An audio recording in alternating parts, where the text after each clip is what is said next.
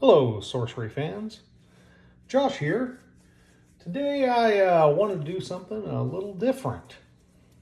So what I'm going to do today is kind of discuss how I made a deck. And I wanted to build a deck around Eremos mercenaries. What I did, we just looked at the card. You may discard a random card rather than pay the spell's mana cost. So, obviously this is going to be a deck that I wanted to just be real fast, as fast as I could make it, attack quick, try to win quickly. The thing that I discovered after I started making this deck was you may discard it, the card rather than paying the mana cost. You still have to have the threshold of 2 fire. So that was something I didn't consider initially. So just make sure you're really looking at the terms of any card that you're going to use, especially when, I wanted to do this for fun because I liked the flavor of this card. And also, if you've seen the other videos on the channel, why I wanted to build a deck kind of around this card. So looking at this, we have to discard a card to put this into play and not pay any mana. That's a pretty big deal. I mean, that means you can get this 3-drop out at any point in the game without having to pay for it. You just have to drop that card to do it. So, knowing that we're going to need to discard a card from our hand, unfortunately is at random, but knowing that we have to discard a card at random from our hand, the first thing I thought to myself was, well, knowing that, I'm going to need a couple of things. One, I want card draw, right? I'm going to need to be able to replace the cards that I'm discarding. But two, and more importantly, are there cards that I might want to discard, that I want this effect to basically follow, or this effect to discard the card for me? So I got on Curiosa.io and started looking around to just basically see if there were any cards that kind of had that effect where I would want them in my discard pile for some reason. And while doing that, I came across Scourge Zombies. So Scourge Zombies, whenever an allied mortal dies on land, you may summon Scourge Zombies from your cemetery to its location tapped. Well, mercenaries are immortal. And this guy will come into play whenever a mortal dies. So that seemed like a really good thing. And also, he costs 4 and he's only a 2. So if I could just discard this, and then when the mercenaries die that actually, discarded this card, I get this zombie out. And he can just keep coming back, every time a mortal dies. So obviously, we're going to be looking at, adding more mortals to this deck to try to trigger his effect over and over. Now, other cards that I did consider, another card that I was kind of like, okay, is there another card, any other cards that I would like to be in my discard pile? And this deck has underwent a lot of playtesting. I've made a lot of changes. So I'm going to kind of discuss some of the cards that were in there initially but are gone now. So Bone Rabble, also another card. Whenever you play an Earth site, you may summon Bone Rabble from your cemetery to that site. Another good card to get into my discard pile with the mercenaries. After a lot of playtesting, I did have 3 Bone Rabbles in the deck initially, but the Bone Rabbles did end up leaving just because I opted to go with something that added more speed. And honestly, because this only triggers when you play an Earth site, you're just not going to get as much of it coming back like you will with the zombies every time a mortal dies. But that was one thing that I did consider. So then I thought, okay, well, this is random for the discard. Is there any way I can actually just discard these from my hand intentionally? And so I came upon Seasoned Sellswords.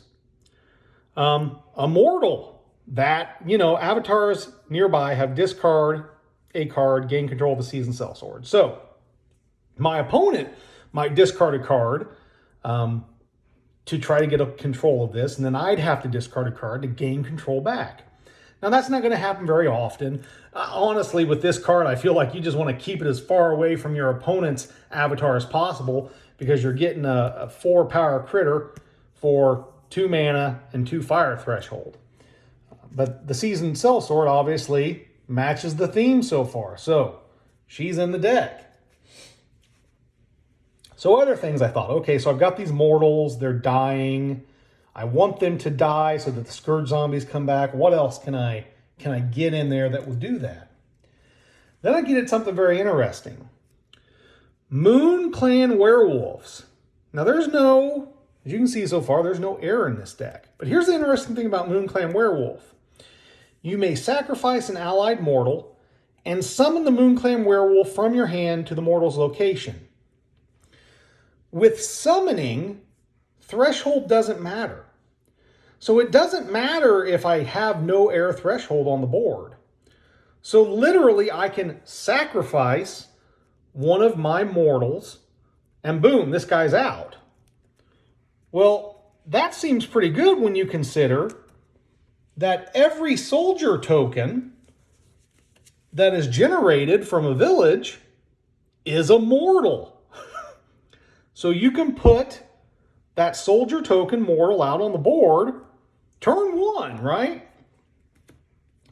And then turn 2, you move him up if you want to, and you can sack him and put out the Moonclan Werewolf. Or what I like to do, if I turn 1 have a village, and then I, turn 2, I move the villager to my next site, and then hopefully at that point, right, once my third turn comes around, this villager can move to attack my opponent's site. That would be here. You can attack with him, and then you sack him and bring in a Moonclan Werewolf on your opponent's site. So, because it just says, summon him from your hand to the mortal's location. That's it. So now all of a sudden, that little soldier token is a werewolf, and there he is. So again, kind of fits the theme. Now, initially, when I was building this deck, I wanted to use Seer. Unfortunately, after a lot of play testing, this did not pan out. So I did not end up using Seer like I wanted to. However, looking at the theme so far, I said, boy, these have kind of a high threshold, which naturally led to Flamecaller. So whenever he can tap to banish all of my dead fire minions and shoot a projectile that's equal to the sum of their fire threshold. So, I'm getting these, so I'm like, okay, so this is the avatar we're going to go with. We're going to do something with Flamecaller. So then I start going through looking for more mortals that have a lot of fire threshold so that I can use this effect more regularly. Obviously, the big one that I came across is the Outback Strider. A 3/3 with 2 fire threshold that moves freely between land sites not occupied by other units. So the crazy thing about this guy after the new rule change is that he can literally, if there's a path that he can find to defend against someone, he can literally defend across the board as long as there's no, minions occupying any of the sites. If he can build a path to where he can defend, 3 or 4 sites away because of the way this movement effect works. So, perfect. 2 fire threshold, awesome. He's also a 3, so that's good for mixes, right? That basically he comes out from a mix, which is awesome. So, he's definitely in the deck. Also immortal. After that, I was kind of looking around, and I, with some more play testing and that type of thing, Colicky Dragonettes did join. Their effect of shooting a 1 damage projectile, I think, is really good. 2 fire threshold, 3 mana, so can come in with a mix, and just a regular pinging, right? You're just shooting that projectile over and over and over. And because most of the minions in here are higher than that 1 damage, even for some bizarre reason you had to shoot your own guy, a lot of times it's okay. They can just take that. So we ended up with a couple of Dragonettes in the deck. Now, I want this deck to be fast. So to make it fast, we need access to mana. And we need to be able to, get stuff out quickly. So I wasn't thinking about that initially. And those changes would actually come later. Because initially, what I was more focused on was trying to find a way to get card draw. So when I first built the deck, I put in Cauldron Crones, and Mad Dash. One, because the Crones, when you brought them into play, you could sacrifice another minion to draw a spell, so card draw. Two, I want my mortals to die to bring in zombies, so I was like, well, this seems good. Now, obviously, this is just a weaker version of the Apprentice Wizard. But, had to work with what I had. This was also a spellcaster, which was important for another piece of card draw, Pact with the Devil. Unfortunately, through playtesting, all of these cards were eliminated from this deck. Mad Dash I like just because it lets you draw the card and gave +1 movement. But that's not a great effect, right? Blink is much better, but I didn't have access to air, so, these cards would eventually end up being cut from the deck. Other cards that I cut, I wanted to have a lot of mortals, so I did include initially some Border Militia. Those got removed because I just didn't need them. I included this big Titan, but I didn't need him due to other cards that I would include in the deck later. And the other card that I really wanted to try to make work, and I just never could, was Squirming Mass. So whenever a minion dies, this minion permanently gains its power whenever a minion nearby dies. I just could never make this guy last, and that's why he just ended up getting cut from the deck. But I wish I could have made him work because there's a lot of, things dying in this deck. So he's going to see a lot of stuff die, but I just could not get him to work. So, after doing all that stuff with the deck where it had, the Crones, the Mad Dash, and the Pact with the Devil, I was like, this just isn't working. So I decided instead to go ahead and look at some other ways to speed up my mana base. And I came across, and these are the most recent additions to the deck, and man, does it make it fast. Land Surveyor and Frontier Settlers. So the goal initially in the first few turns, one, you want a Land Surveyor in your hand turn one.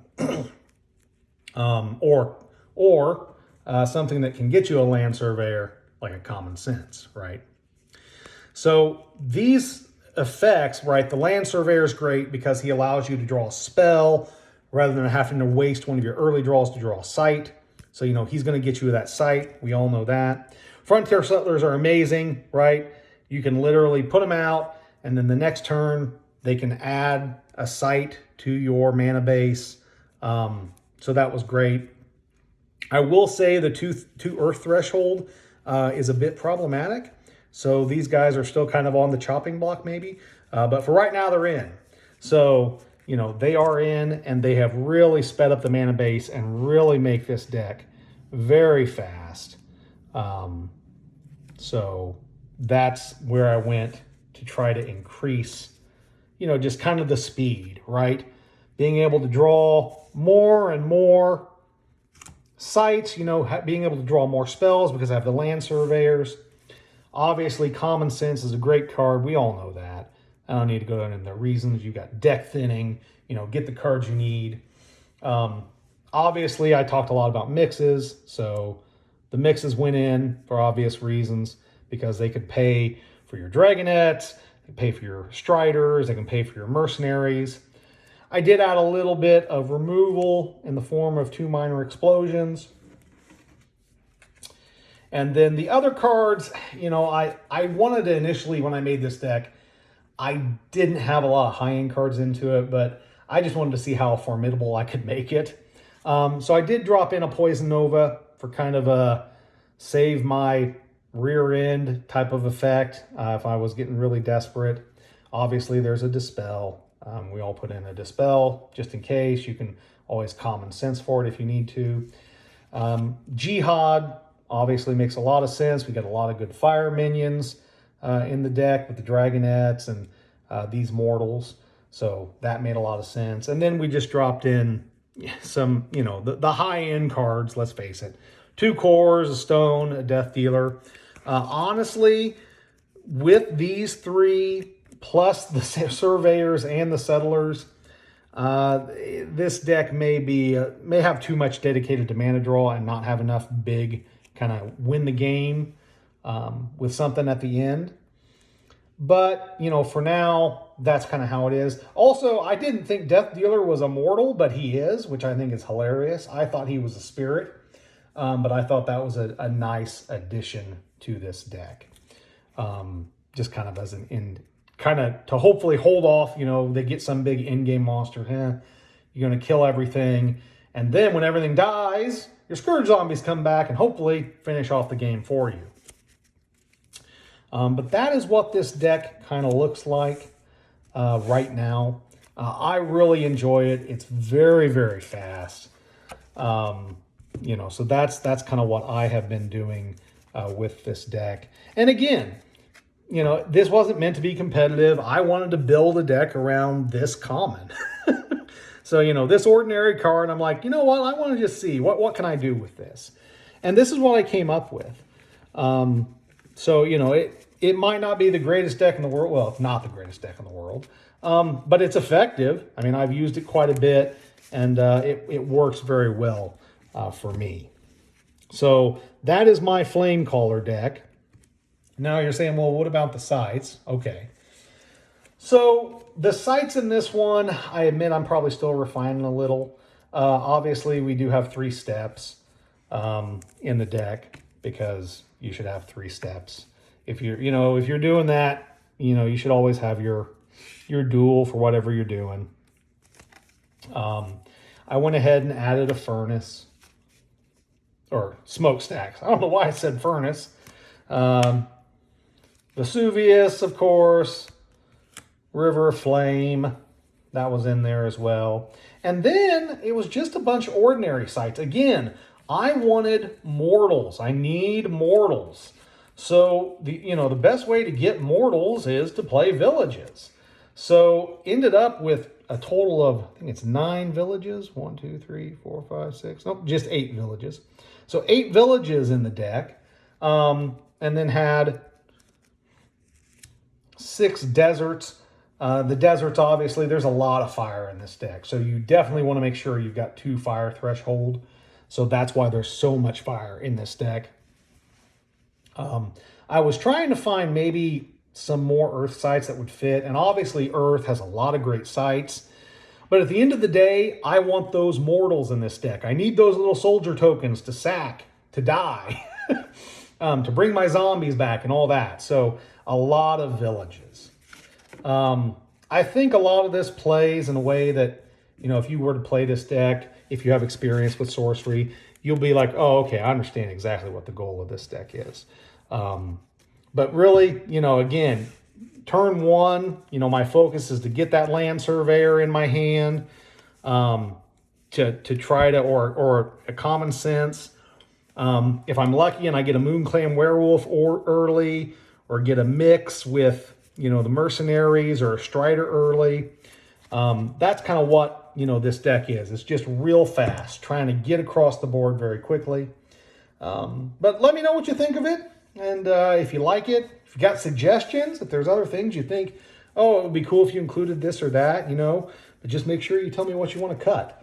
That has been my biggest struggle. Like, I would love to add some air to this deck to get more card draw, get some blinks. Of course, I want to include grappling shot, even though it doesn't have card draw, but we all know the power of grappling shot. So, give me suggestions if you want, or if there's other ways you think I could make it better. But I just kind of wanted to show my process of what I did, just trying to make a fun deck that's somewhat competitive. So I hope you all found that worthwhile. Make sure you're out there playing games. There is just a whole lot going on right now in the sorcery world. A lot of tournaments, and all those tournaments are player organized. So we've got Sorcery Con coming up, the March of Mortals down in Texas, and then we've got obviously all the qualifiers for the Courtesan Cup that are spread all across the United States. I'm sure there are other events that I am forgetting. And for those of you who are working so hard to promote those, I'm sorry. But, get out there and play, guys. That's what this game is meant to be. I know there's a lot of focus on collectability and value, and that upsets some people. So go out and play and show them that, there's a lot more to this game than just the fantastic art and the value of the cards, right? The only way we're going to show that the game is playable is if we get out there and play it. So, till next time, I will see you all and talk to you all later.